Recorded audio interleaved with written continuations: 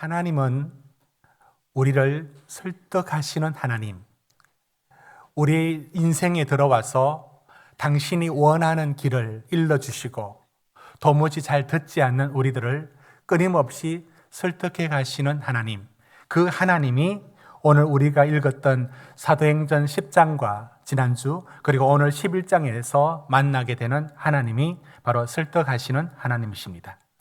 여러분, 베드로의 생각은요, 유대인에게서만이 하나님이고 유대인에게서만이 구원이라고 자랄 때부터 모든 관습과 그의 믿음 속에서도 그게 자리하고 있었습니다.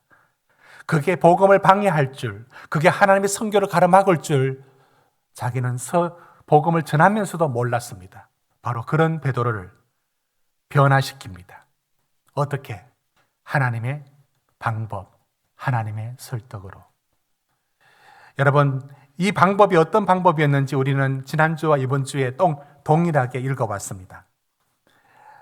먼저 욥바에 있는 베드로에게 하나님은 환상으로 보여주셨습니다. 그리고 그 환상이 보자기에 짐승들이 가득 들어있고 그 짐승들을 먹으라.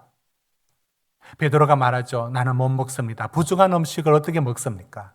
또 내려다 보여주면서 먹으라. 이 일을 3번이나 말씀해 주시고 있을 때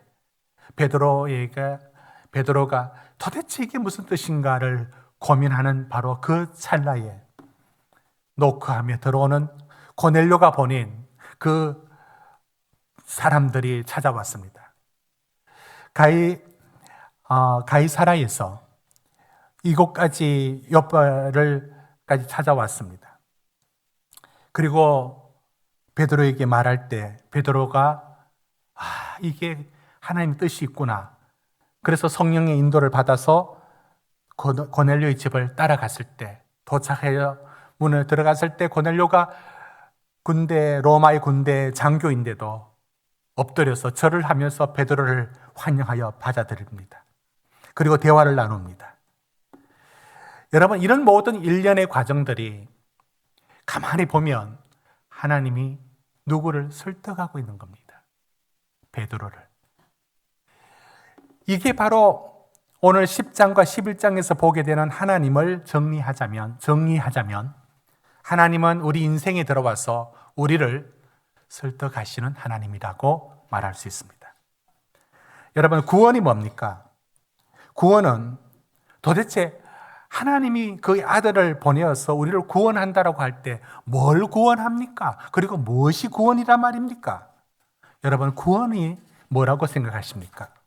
우리 이렇게 말합니다. 여러분, 구원은 하나님으로부터 멀어진, 그래서 죄에 속한 그 결과 이 사망의 권세 아래 놓인 우리들을 하나님께로 다시 돌아오게 합니다. 하나님이 원하는 자리에 서게 합니다.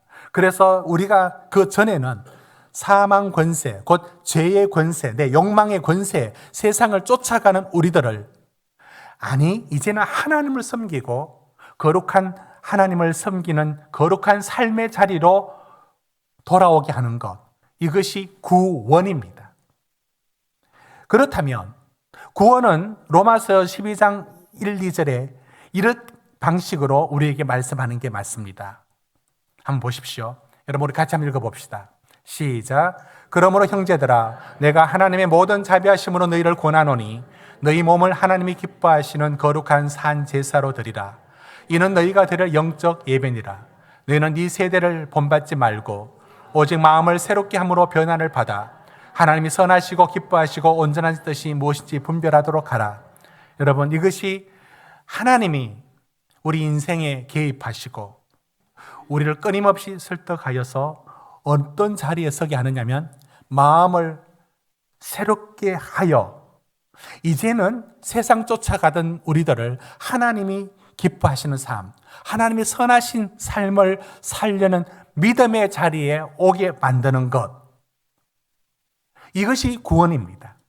그렇다면 하나님은 우리에게 구원을 위하여 다가오는 방식이 뭐냐면 우리 인생을 설득해 가십니다.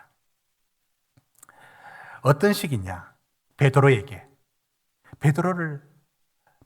보여주시고 고넬을 만나게 하시고 따라가서 대화를 나누게 하시고 그가 한 번도 바뀌지 않았던 이 생각들을 변화시키는 방법이 하나님의 설득이었습니다.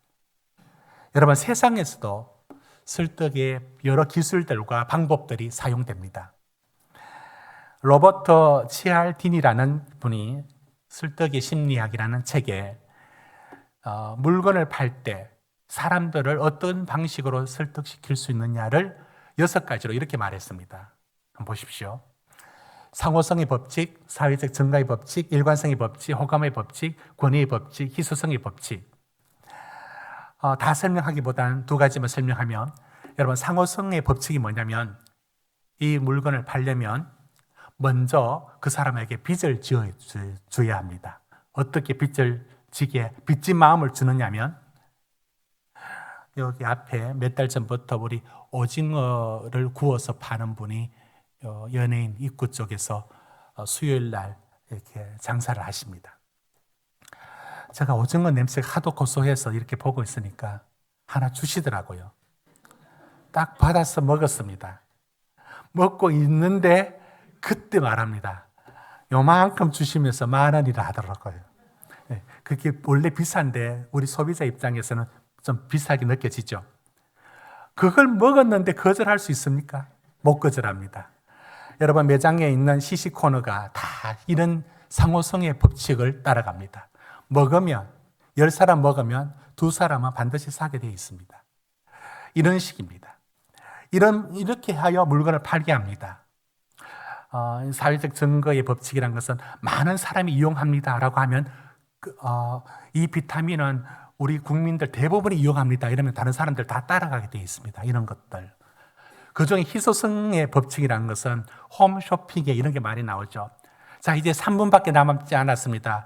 이 방송에서만 이 가격입니다. 이제 끝나면은 어디 가서 구할 수도 없습니다. 이 가격에. 이렇게 말하면 빨리 사야 되겠다. 아니면 저게 떨어지고 없겠다. 이런 마음으로 팔게 됩니다. 이렇게 설득의 세상의 법칙은 물건을 어떻게 하든 팔려고 하는 하나의 심리적 이런 하나의 기술에 속합니다. 하나님은 저 방식을 쓰실까? 하나님은 저 방식을 쓸 수는 있겠지만 하나님은 물건을 팔려는 목적으로 저 법칙을 적용하지는 않는 것 같습니다. 하나님은 우리를 설득해 가실 때 어떻게 하시느냐면 우리를 목적으로 합니다. 뭘 하려고, 뭘 이루려고 우리를 요렇게 뭘 파는 게 아니라 우리를 목적으로 당신은 끊임없이 설득해 가십니다. 그 이야기가 우리가 10장, 11장에 읽은 베드로를 설득하시는 하나님인 겁니다. 저는 오늘 우리 삶에 있어서 하나님이 어떤 하나님이냐? 우리 인생을 설득해 가시는 하나님. 그걸 저는 2사람의 인물을 소개하고 그 2사람만이 아니라 우리에게는 어떻게 다가오시는가를 말씀을 전하려고 합니다. 첫째는 아브라함을 설득하신 하나님.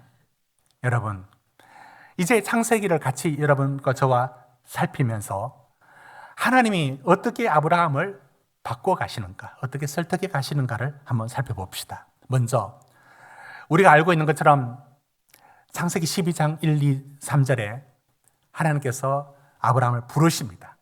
어떻게 부르십니까? 갈대아 우르에 살고 있던 그 가족을 불러 아브라함을 불러냅니다. 이렇게 말씀하죠. 너는 내 친척 아비 집을 떠나서 내가 내게 지시할 땅으로 가라. 그리고 내가 네 이름을 창대하게 하리라. 네 후손을 많이 주리라. 이 약속을 주셨습니다. 그러니까 하나님은 아브라함에게 하나님의 약속을 붙들고 살아가도록 먼저 불렀습니다. 그러면 우리는 이제 봅니다. 아브라함이 하나님의 약속을 붙들고 살아가는 사람이 되느냐? 그렇지 못합니다.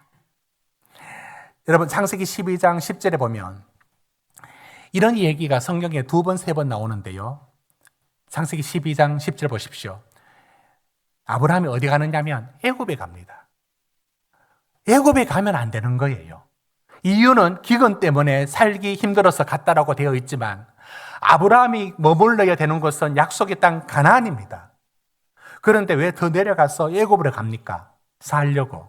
이유는 살려고. 그러나 저것은 사실은 하나님이 약속을 붙들고 가라는 땅으로 머물지 않고 애굽은 전형적인 세상을 상징합니다. 자꾸 세상으로 갑니다. 여러분, 믿음의 조상 아브라함이라 하지만 그도 이 단계에서는 우리와 하나도 다를 바 없는, 우리도 세상길 가는 것처럼 아브라함이 저랬습니다. 가서 뭐 했습니까? 자기 아내를 누이라고 거짓말했습니다. 그게 세상적으로 살아가는 아브라함의 모습인 겁니다. 그런 그에게 하나님은 나타나셔서 말씀합니다. 실패할 때마다 또 나타나시고 또 설득하십니다. 이렇게 창세기 15장 말씀 보시면 나는 너의 방패요 너의 지극히 큰 상급이라. 여러분, 이런 아브라함에게 하나님은 수시로 나타나셔서 이렇게 말씀합니다. 내가 네 방패다. 내가 너를 지켜준다. 내가 너의 상급이다.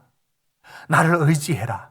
내가 너와 함께한다. 이렇게 말씀을 합니다. 그러나 아브라함은 저 말씀을 듣다가도 얼마 지나지 않아서 또 엇길로 갑니다. 그 중에 대표적인 게 하늘의 별처럼 바다의 모래처럼 후손을 주신다는 약속을 기다려야 합니다. 그러나 가나안에 온 지 10년이 됐는데 아이가 없어요. 주시지 않는 겁니다. 아니, 집에 한 명이라도 있어야 그 다음 후손이 낳고 있는데 아무도 없습니다. 이런 아브라함에게 어디로 가는지 아십니까? 가장 인간적인 방법이 뭐냐면, 그래, 하나님은 아이를 안 주시는 모양이다. 그냥 하갈을 통해서, 여러분 아시지 않습니까? 하갈을 통해서 아이 얻어서 그거 내 아들로 치면 되지 않느냐? 하나님은 이 방법도 좋아하실 거야. 그는 하나님이 원하는 길이 아니라 그는 늘 자기 길로, 세상적인 방법으로, 인간적인 생각으로 쫓아갑니다. 이게 창세기 16장 2절에 그의 생각이 바로 이런 방식들은 그가 늘 다른 길로 가고자 하는 모습을 보였습니다. 하나님은 그를 또 설득시키십니다. 17장 2절 보십시오. 언약을 상기시키면서 내가 전능하신 하나님이다. 내가 못하겠느냐? 내와 너 사이에 언약을 세우면서 말씀합니다. 반드시 이루어진다. 이렇게 말씀을 해주고 있습니다. 하나님은 엇길 갈 때마다 아브라함을 또 말씀하시고 또 말씀하셨습니다. 그런데 현실 속에 있는 아브라함이 이제 100세가 되었을 때 하나님이 또 그에게 말씀했을 때 뭐라고 얘기하느냐? 여러분, 창세기 18장 12절 13절 보십시오. 뭐라고 얘기하는가? 웃습니다. 하나님, 그게 이루어지겠습니까? 라면서 웃고 있습니다. 이게 바로 그의 모습인 겁니다. 이처럼 하나님은 아브라함에게 늘 말씀하시지만 현실 속에 있는 아브라함은 웃고 비웃는다는 느낌이 들죠. 하나님, 그게 이루어지겠습니까? 늘 도망가고 있습니다. 이런 아브라함을 하나님은 어떻게 만드시느냐? 또 말씀합니다. 또 설득시킵니다. 18장 14절입니다. 나는 전능하신 하나님이다. 내게 능하지 못한 게 있겠느냐? 여러분, 하나님은 아브라함이 세상 길로 가고 아브라함이 애굽 길로 가고 아브라함이 하갈의 방식을 취해가고 끊임없이 엉뚱하게 나갈 때마다 하나님은 포기하지 않고 또 개입하시고 또 설득하시고, 결국 그래서 어느 자리로 이끌어 오시느냐면, 우리 같이 한번 읽어보겠는데요. 창세기 21장 1, 2절입니다. 우리 같이 읽읍시다. 반복되는 세 가지와 중요한 단어, 두 단어가 있습니다. 우리 한번 읽어봅시다. 시작. 여호와께서 말씀하신 대로 사라를 돌보셨고 여호와께서 말씀하신 대로 사라에게 행하셨으므로 사라가 임신하고 하나님의 말씀하신 시기가 되어 노년의 아브라함에게 아들을 낳으니. 여러분, 그래서 하나님이 아브라함을 어떻게 설득시켜 왔느냐면 이 자리까지 오게 합니다. 하나님은 말씀하신 거 반드시 이루신다. 하나님 말씀은 이루어진다. 아무리 내 현실 속에서 안 이루어지는 것 같지만 하나님 반드시 이루신다. 하나님은 돌보신다. 하나님은 내게 행하신다. 여러분, 이런 아브라함의 믿음의 자리에 서게 되고 결국엔 나중에 이삭을 번제로 바치는 그 자리에서 하나님 받아내는 고백이 뭐냐면 이런 고백을 받아냅니다. 창세기 22장 16절입니다. 네 아들, 네 독자라도 아끼지 아니하였구나. 이 믿음의 자리, 전적으로 하나님을 의지하는 자리까지 아브라함을 설득시켜 오신 겁니다. 이것이 하나님의 방법이었습니다. 여러분, 얼마나 많이 실패했고 얼마나 많이 세상 길로 가고 얼마나 많이 주저앉았습니까? 그런데 하나님은 언제나 그 자리에 끊임없이 그 인생에 설득하시고 달래시고 개입하시고 이끄셔서 아브라함을 이 믿음의 자리에 결국에 세워놓은 겁니다. 여러분, 이 이야기는 한 사람 더 이야기를 들으면 더 선명해집니다. 야곱입니다. 둘째가 바로 야곱입니다. 야곱을 설득하시는 하나님. 여러분, 야곱은 날 때부터 두 번째 대지를 띄워주십시오. 야곱은 날 때부터 어떤 인생을 살았느냐면 형의 발꿈치를 붙들고 난 쌍둥이입니다. 이게 굉장히 상징적인 뜻이 있는데 언제나 자기 힘으로 모든 걸 쟁취하고자 하는 사람이 야곱입니다. 이 야곱이 형 장자권, 형 축복권을 훔쳐갑니다. 훔쳤다고요. 이건 인간적인 방법으로 말입니다. 이게 야곱입니다. 이런 야곱이 얼마나 그 형이 얄미웠으면 저놈 죽여야 되겠다라는 마음이 들 정도로 야곱이 미운 짓을 한 겁니다. 그 불행을 자초해서 그래서 그 어머니가 이 야곱을 어디까지 피신시키느냐면 브엘세바에 살고 있던 이 야곱 가족이 야곱과 에서가 살고 있었는데 이 일 때문에 이 야곱을 어머니 고향 밧단 아람인데 하란이에요. 1000km입니다. 멀고 먼 길을 피신시켜야 될 지경까지 이르게 됩니다. 바로 이때 그 도망가는 길 그곳에서 하나님이 야곱에게 나타나서 이렇게 말씀합니다. 하나님이 야곱에게 창세기 28장 13절입니다. 나는 너의 조상의 아브라함의 하나님 이삭의 하나님이다. 내가 너 이 누운 이 땅에 다시 돌아오게 할 것이다 하면서 그 인생에 나타났습니다. 그 사닥다리에서 하나님이 여기 계시는군요. 이렇게 하나님이 그를 만나 주십니다. 그러나 그럴 때에도 야곱은 하나님 앞에서도 야곱입니다. 얼마나 거래를 하는지 하나님께 얼마나 조건을 내거는지 여러분 우리는 안 그런 것 같습니까? 우리도 마찬가지입니다. 야곱 하는 말 들어보십시오. 이렇게 말합니다. 창세기 28장 20절입니다. 28장 20절에 이런 조건을 겁니다. 당신이 내 하나님이 되려면 이 길에서 나를 지켜주셔야 되고 보험 하나 들은 겁니다. 먹을 떡 주셔야 되고요. 입을 옷 주셔야 됩니다. 그러면 22절 보십시오. 그래서 내 집에 다시 돌아오게 되면 10분의 1을 하나님께 드리겠습니다.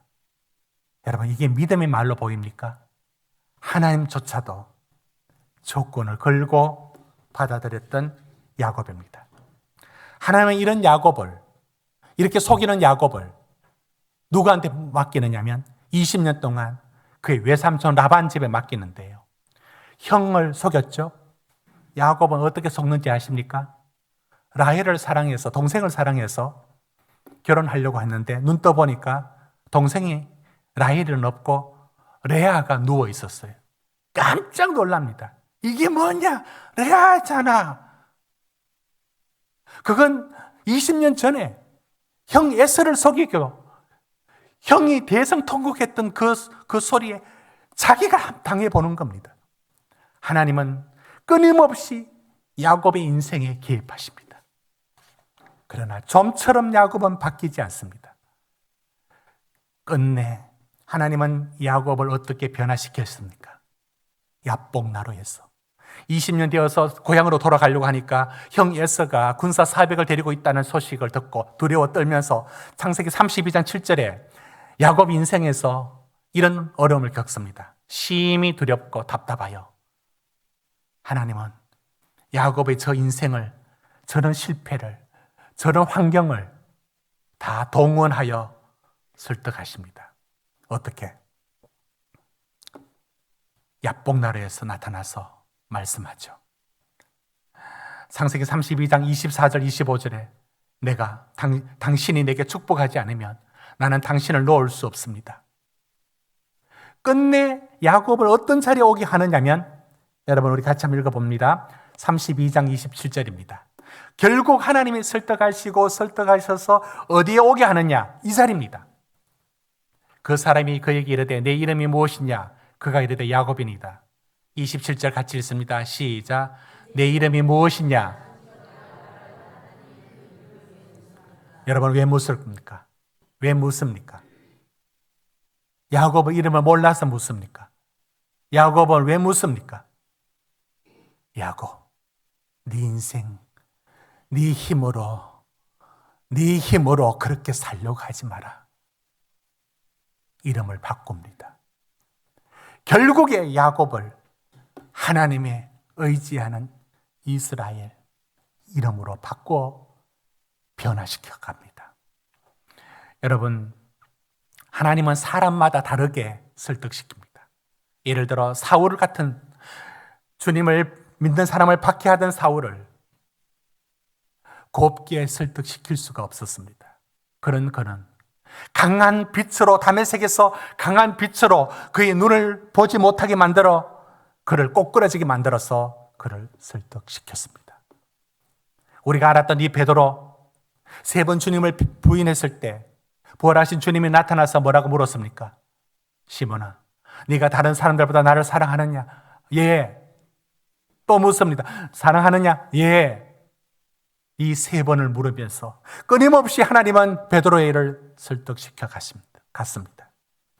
여러분, 이것이 하나님이 우리에게 행하시는 일입니다. 여러분, 그런데 성경을 읽을 때 여러분 이렇게 읽으면 안 됩니다. 아, 성경에 그런 사람도 있구나. 하나님이 특별히 아브라함, 야곱, 모세, 이런 베드로, 이런 특별한 사람이 있구나.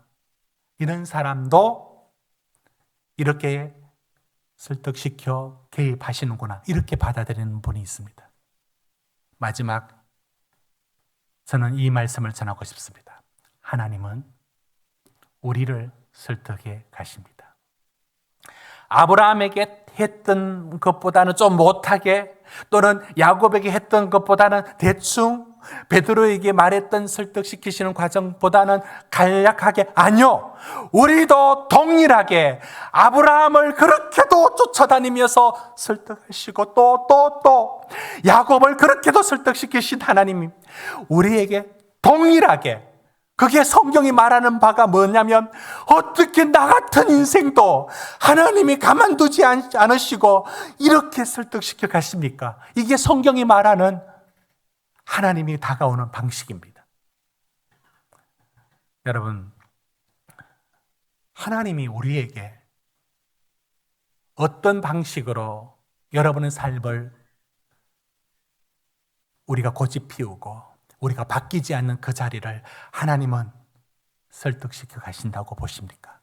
하나님이 어떤 방식이라고 보십니까? 여러분 인생에는 어떻게 들어와서 설득을 당하고 계십니까? 아니면 여러분 그 설득에 항복을 합니까? 아니면 저항합니까? 아브라함 수시로 애굽으로 도망가고, 하갈이 그의 인간적인 방법으로 도망가고, 그럴 때마다 하나님은 그를 설득시켜 믿음의 자리로 오게 합니다. 야곱, 자기 힘으로 끝까지 자기 방식으로 살려는 야곱을 라반한테 맡겨서 그 인생을 만들어 갑니다. 여러분, 자전거를 배우는 그것도 쉬운 일이 아니에요. 제가 토요일 날 말씀을 준비하다가 막히면 우리 동네를 한 바퀴씩 도는데, 제가 9일 고등학교 학교 벤치에 앉아 있으니까 자전거를 아들한테 가르치려고 엄마가 자전거를 가져와서 가르치더라고요. 간단하잖아요, 원리는. 왼쪽으로 넘어지려면 핸들을 왼쪽으로 돌리고, 오른쪽으로 넘어지려면 오른쪽으로 돌리고. 그때 이제 엄마가 말하지 않는 게 있긴 있어요. 왼쪽으로 넘어지려고 할 때 몸의 중심은 약간 오른쪽으로 와야 무게가 안 넘어진다는 거. 이건 이제 운전한 자전거를 타는 분들은 본능적으로 이렇게 이쪽으로 꺾을 때는 이 몸이 이쪽으로 오게 되어 있습니다. 근데 이걸 말로 하니까 못 알아듣잖아요. 엄마가 계속 뒤에 붙들고 갑니다. 아이는 한 바퀴도 못 돌리고 타지를 못하고 있었습니다. 운동장을 몇 번 해도 아이는 결국은 자전거를 한 번 자기 힘으로 이렇게 가지를 못합니다. 머리로는 알죠. 엄마 가르쳐주는 방법 다 알죠. 근데 안 되는 거 어떡해? 여러분, 자전거를 하나를 배워도 머리로 알지만 안 됩니다. 넘어지고 부딪히고 저도 자전거 처음 배울 때 뒤에 누가 잡아준다 했는데 보니까 안 잡아주고 있었습니다. 이런 식으로 쾅 어디다 들어박고, 이 모든 것들을 통과해서 배워갑니다. 하물며 눈에 보이지도 않는 하나님을 액세서리처럼 가지는 게 아니라 내 삶의 주인의 자리에 오게 할 때, 여러분, 머리로 그 하나님이 배워지겠습니까? 하나님이 우리 인생에 들어와서 수없이 가르치시고 이끌어 가시는 것, 설득하시고, 못 알아듣는 우리, 또 엇길 가는 우리들을 또 말씀하시고. 여러분, 이런 하나님을 성경은 뭐라고 말씀하느냐면 빌립보서 1장 6절, 여러분 우리 함께 이 말씀 읽어볼까요? 하나님이 우리를 어떤 식으로 설득해 가시느냐, 이렇게까지 합니다. 같이 읽습니다. 시작. 너희 안에서 착한 일을 시작하신 이가 그리스도 예수의 날까지 이루실 줄을 우리가 확신하노라. 하나님이 여러분 인생에 들어와서 믿음의 자리에 설 때까지, 끝까지, 그리스도 예수의 날까지 멈추지를 않습니다. 포기하지 않습니다. 애굽가던 아브라함을, 이 야곱, 자기 방식으로 끊임없이 고집하는 야곱을, 그가 7번 고집 피우면 하나님은 8번째 그를 다시 또 일으킵니다. 하나님은 설득시키고 또 설득시켜 나가십니다. 여러분, 이 하나님의 방법에는 우리가 덜러리로 있거나 성경의 몇몇 사람만이 해당되는 게 아니라 우리 각자도, 여러분, 성경에서 하나님의 은혜를 받으면 우리가 알게 되는 게 뭐냐면, 그 사람이 그런 은혜를 받았구나, 그게 아니라 그게 내에게도 하나도 다르지 않게 아브라함에게 했던 그 열심, 야곱에게 쫓아갔던 그 열심, 베드로를 설득시키시는 그 하나님의 열심이 내게도 동일하게 하나도 다르지 않게, 내가 무엇인데, 내가 무엇이간데, 나에게도 하나님이 끊임없이 내 인생을 설득시켜 가십니다. 그것이 우리 하나님이십니다. 때로는 그 방법이 이것도 하나님의 설득에 속하는데, 여러분은 이것이 하나님의 설득이라고 느끼지 못할 겁니다. 뭐냐면 때로는 우리를 이런 방식으로 우리를 설득시켜 가십니다. 이게 설득일까? 강요일까? 여러분, 소 콧뚜레를 아십니까? 한번 보여주십시오. 소는 이렇게 코를 뚫어서 저 콧뚜레를 해두고 저거를 고삐로 연결시켜서 당기면 저 코 이 부분의 연약한 부분들이 당기면서 고통이 가게 되어 있습니다. 저걸 언제 하느냐면 저는 저걸 집에서 만들어 둔 콧뚜레를 본 적도 있고 만드는 것을 끼는 것을 본 적도 있습니다. 소가 1살 되기 전에 한 5, 6개월 되면 이제 저 콧뚜레를 해야 됩니다. 그냥 이렇게 한우 고기로 파는 그런 소는 저렇게 할 필요가 없습니다. 일을 시켜야 되는 소는 콧뚜레를 해야 합니다. 저게 얼마나 아플까요? 저게 물풀의 나무나 노간주 나무라고 하던데요. 약간 휘어지는 나무가 있습니다. 나무가 있는데 잘 휘어집니다. 근데 저걸 해서 껍질을 까서 아주 맨들맨들하게 한 후에 저 모양을 잡아서 묶어둡니다. 그러면 저 모양 털이 만들어집니다. 그랬을 때 앞쪽을 원래는 뾰족하게 한쪽을 뾰족하게 해서 코를 뚫으니까 얼마나 아프겠어요. 근데 저 코를 뚫어서 결국 하면은 아프다 하지만 저걸 뚫어서 둡니다. 여러분은 하나님이 설득시켜 가시다가 저 콧뚜레 방식으로 여러분 인생을 다루어 가시는 일은 없습니까? 여러분은 콧뚜레처럼 그렇게 꼼짝없이 잡혀가는 일은 없습니까? 때로는 저게 너무 고통스러워요. 저는 저 콧뚜레의 방식이 뭐냐면 우리에게 연약함과 우리의 실패와 내 힘으로 안 되는 것들 앞에 얼마나 아픕니까? 이게 얼마나 아픕니까? 우리는 비명을 지릅니다. 이게 뭐냐고, 내가 왜 이런 방식으로 되게 되느냐고. 1년, 2년, 어떤 사람은 수십 년을 이 콧뚜레를 원망하고 사는 사람이 있습니다. 그러나 생각해 보셨습니까? 우리는 저 콧뚜레가 아프다고 말하지만 콧뚜레를 하지 않았을 때 우리는 절대로 우리는 우리 길을 가고 우리는 콩밭으로 가지 우리는 바른 길을 가는 사람 될 수 없습니다. 그 주인이 가라는 곳으로 갈 리가 없습니다. 우리의 고집은 우리는 완고합니다.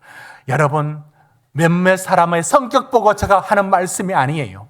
인간은 절대로 하나님 말씀을 안 듣습니다. 죽었다 깨어나도 인간은 하나님의 말씀을 안 듣게 되어 있습니다. 믿는다고요? 안 믿습니다. 믿는 척하죠. 거래만 하죠. 야곱처럼 절대로 안 믿습니다. 그게 우리입니다. 하나님이 우리를 설득시킵니다. 수없는 삶의 과정으로 설득시키십니다.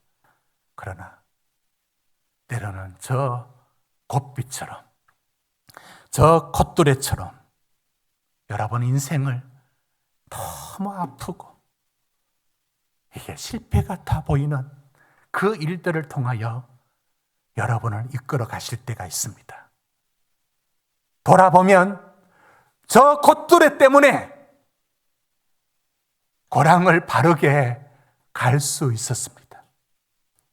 우리는 저 아픔이 원망하고 탓하고 저게 왜 내 인생에 들어왔나라고 말하지만 하나님은 저 방식을 써서라도 우리를 당신의 목적지인 믿음의 자리로 이끌어 가십니다. 하나님은 베드로를 설득시켰습니다. 끝내 아브람, 야곱을 당신의 원하는 자리에 끝내 변화시켰습니다. 그 일을 오늘 우리에게 하고 계십니다. 저의 인생 속에, 우리 성도님들의 인생 속에 들어와서 끊임없이 설득시키십니다.